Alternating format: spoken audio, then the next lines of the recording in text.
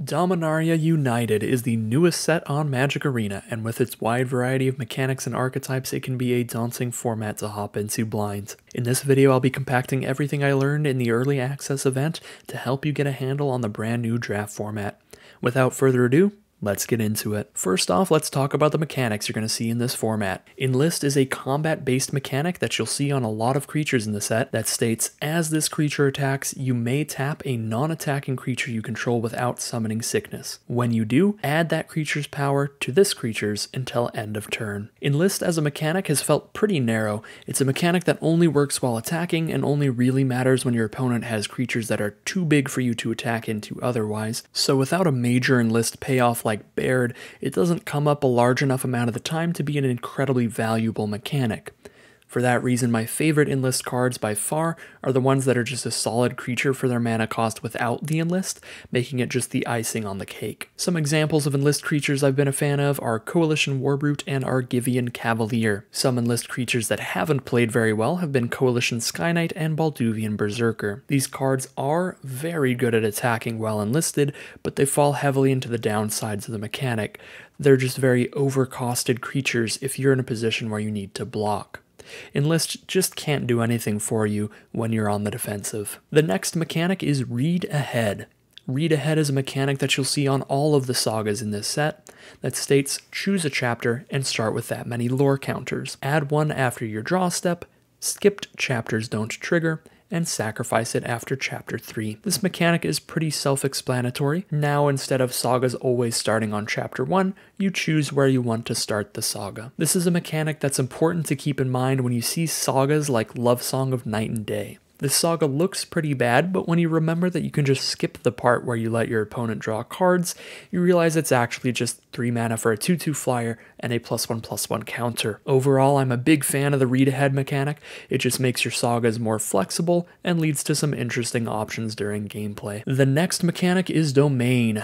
Domain is a keyword mechanic that marks that cards with Domain care about the number of basic land types among lands you control. Domain is a mechanic that can do some pretty strong things in the green decks of this format primarily, since they have multiple ways to pull out off-color lands from their deck, but with the non-basic lands in this set having basic land types, almost any colors can dabble in multicolored and Domain synergies with relative ease, which brings me to the next mechanic. For the final and most prevalent mechanic, we have the return of Kicker.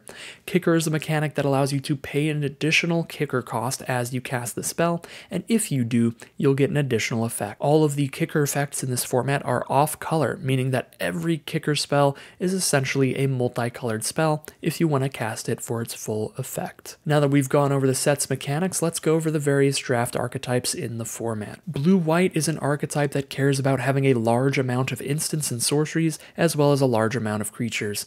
The best example of what this archetype is trying to do is Wrath Weatherlight Stalwart.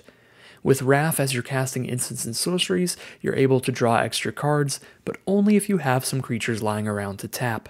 Wrath also has that large activated ability to help you get in with your wide board state. Green-red is a relatively aggressive archetype focused around getting a high domain count and using that to help smash in with your creatures. The best example of what green-red is trying to do is Radha, Coalition Warlord. She shows off both the aggressive game plan of the color pair, as well as the domain payoff side of things, being a solid attacker adding power to any deck, as well as being a reason to try to up your domain count. The blue-black archetype in this format focuses around some graveyard synergies, primarily by filling your graveyard with instants and sorceries. The best example of what this archetype aims for is Vohar Vidalian Desecrator. This is a card that is going to help you loot into your better plays with its tap ability, while fueling your graveyard with everything that you're discarding. In this way, Vohar works both as an enabler and a payoff, as you can sacrifice Vohar later to recast something that you've discarded early. The green-white archetype in this format is built around spreading your board wide with a ton of tokens. The best example of a build around for this archetype is Queen Alanal of Rhodak. She's your biggest threat in a deck with a lot of creatures, while also doubling up any token production you have. Black-red in this format is focused around getting in aggressively and letting your creatures die for value. Garna, Bloodfist of Keld shows off this strategy well, actively referencing how you want to be attacking and giving you value as your creatures die. White-black in this format is a sacrifice archetype, getting a wide board state of tokens with the white cards and sacrificing them to the black ones. Aaron Benalia's Ruin is our best example of this archetype, being a card that not only wants to sacrifice creatures, but also have a lot of creatures left behind after you sacrifice one. This card is really incentivizing you to have a very wide board state. Similar to green-red and any of the green archetypes for that matter, green-blue is one of the splashiest, most multicolored archetypes in the set. Green-blue's primary build-around mechanic is Domain, so it'll be the archetype with the highest amount of multicolored decks, and the one most likely to potentially dabble with 5 colors. The clearest example of this strategy is Niall Avazoa Aeronaut, who makes it quite clear that you'd like to have all 5 basic land types on board for her to be absolutely busted. Before I move on though, I have to mention Tatyova, who has been an incredibly powerful build-around in this archetype as well, spitting out 3/3 lands as soon as you make it to 7 lands on board, making her a phenomenal bomb in any ramp deck. She just doesn't specifically mention the domain strategy that green-blue likes to do. The red-white archetype is focused around an aggressive strategy with a variety of enlist creatures at its side. Baird, Argivian Recruiter, is a great example of this archetype, as Baird is a card that synergizes with Enlist, allowing you to enlist Baird in the aid of another one of your attacking creatures, and then trigger Baird's ability, giving you an extra 1/1 in the end step. Green-black is a value-focused archetype in this format, as well as one that dabbles heavily with graveyard synergies and domain synergies. Bortuk Bone Rattle is the best example of what this archetype is trying to do, being a great value play for any deck, but becoming more powerful with the more basic land types you control and the more options you have in your graveyard. The final archetype in the format is an aggressive blue-red spells strategy.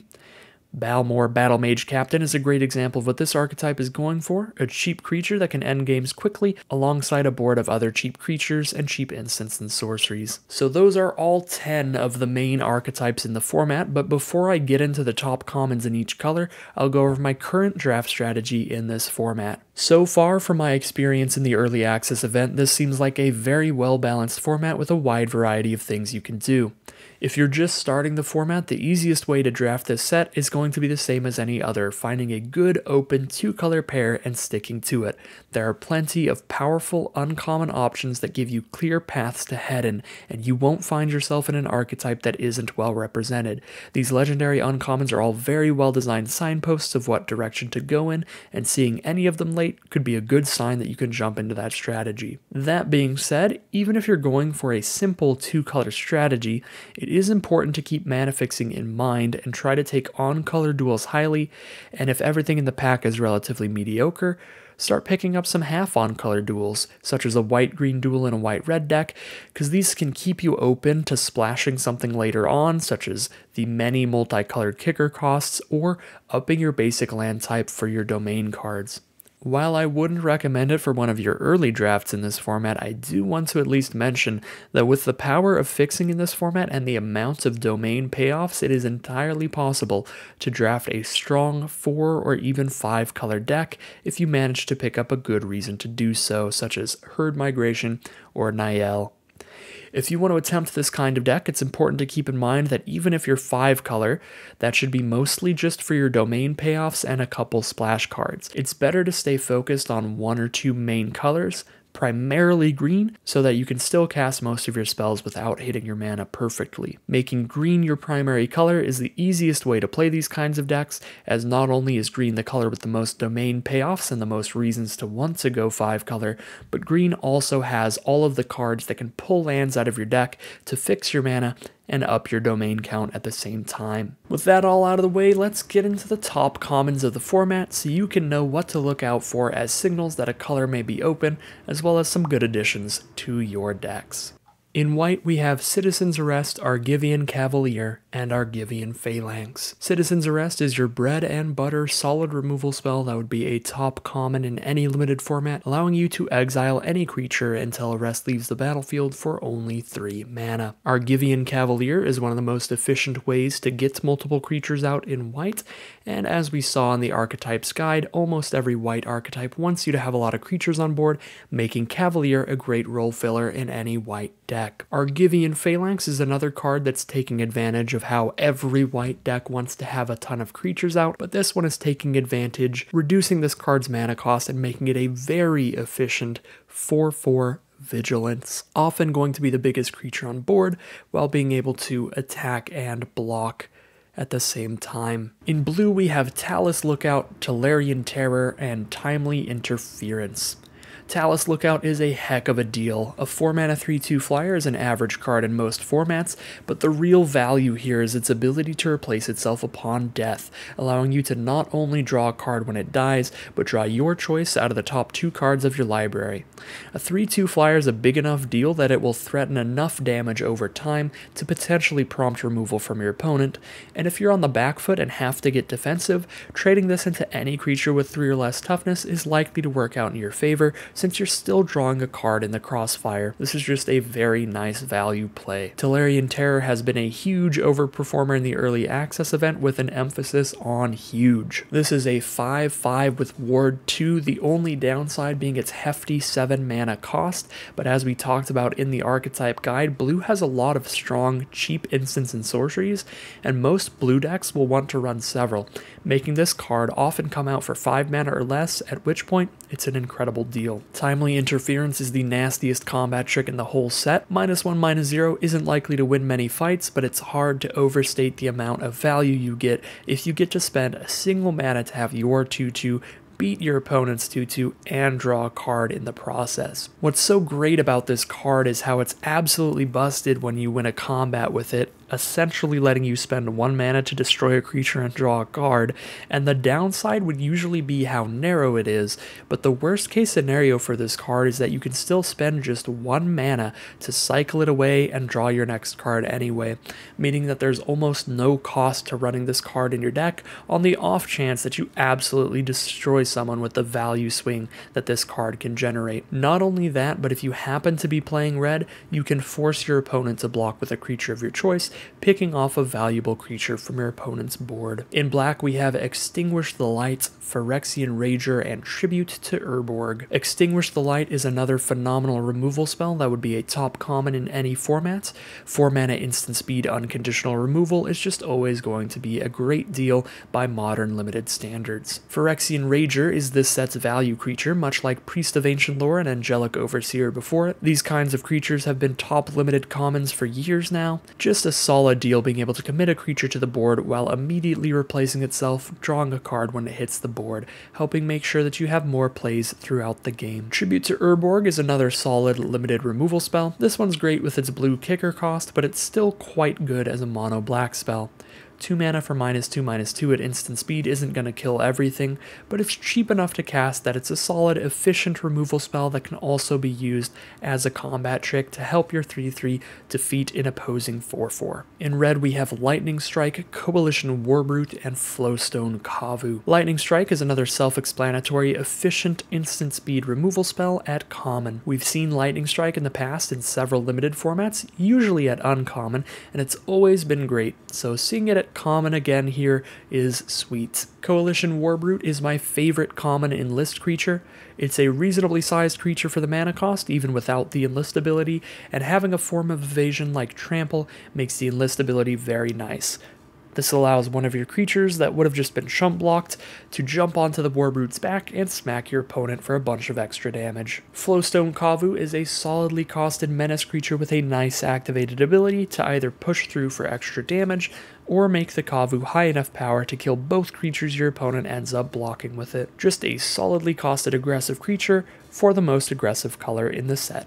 In green, we have Bite Down, Elfheim Worm, and Sunbathing Rootwalla. Bite Down is green's bread and butter removal spell for the format, allowing your biggest creature to shoot an opposing creature. As always, this synergizes well with Death Touch creatures, and it's important to keep in mind that while being green's best piece of interaction at common, if you have a secondary color with better removal available, such as black or white, it becomes a much lower pick, since those removal spells, you don't have to have something on board to cast. Elfhame Worm is green's solid game ender at common, being a large body for the mana cost, as well as attacking and blocking well thanks to Vigilance and making sure your opponent can't just chump block its damage with Trample. Sunbathing Root Walla is a great 2-drop creature, as it helps make sure you're curving out in the early game while giving you a great activated ability to use later in the game. This ensures that this creature can scale in size as the game progresses. I think this card is solid even in a 2-color deck, but it does scale even larger with Domain, and the nice thing here is that green is the primary Domain color in the first place, so there aren't going to be a lot of green decks that aren't at least splashing a 3rd land type. Well, that is going to end my draft guide for Dominaria United. If you're interested in seeing a draft walkthrough in this set, I have a couple early access drafts already on the channel, and I upload daily limited videos which are primarily draft and sealed playthroughs, so there will be several more in the coming days and weeks as the format progresses. If you have your own tips, tricks, and thoughts on the format, make sure to leave that in the comment section below, and if you enjoyed this video and you'd like to help the channel out, you can also like and subscribe. But as always, thank you all very much for watching, and I will see you again soon for some more Magic Arena.